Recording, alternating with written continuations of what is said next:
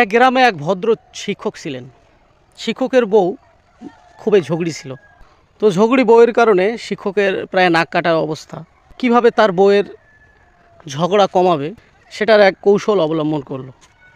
তার বউকে ডেকে বলল যে ঠিক আছে, তুমি ঝগড়া করতে পারো, তবে প্রতিদিন ঝগড়া করার পরে তুমি এই দেয়ালটায় একটা পেরেক ঠুকে রাখবা। তো শিক্ষকের বউ শিক্ষকের কথা অনুযায়ী যেদিন এই কারোর সঙ্গে ঝগড়া করতো, একটা পেরেক ওই দেয়ালের মধ্যে ঠুকে রাখতো। তো এইভাবে 1 মাস শেষে শিক্ষক বলল যে আসো তো দেখি তোমার দেয়ালে কতগুলো পেরেক হয়েছে। 1 মাসে দেখে সে 12টা ঝগড়া করছে। তার বউকে বলল যে তুমি এই 12 জনের কাছে এখন যাও এবং সবার কাছে দুঃখ প্রকাশ করো এবং সবার কাছে মাপ চাও, আশা করি তারা মাপ করে দেবে।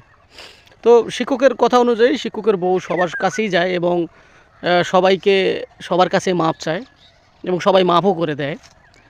মাপ করে দেওয়ার পরে সে খুব খুশি হয় এবং খুব তৃপ্ত হৃদয়ে শিক্ষককে বলে সবাই তো আমাকে মাপ করে দিস। তো শিক্ষক বলছে যে ঠিক আছে, তাহলে এই 12টা পেরেক তুলে ফেলো।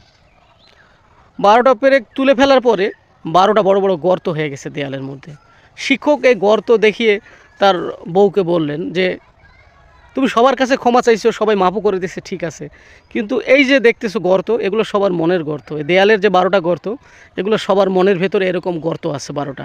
কথা শোনার পরে তার বউ খুব লজ্জা পেল এবং দুঃখ পেল এবং সে পণ করলো যে আর কখনও কারোর সঙ্গে ঝগড়া করবে না, কাউকে দুঃখ দেবে না।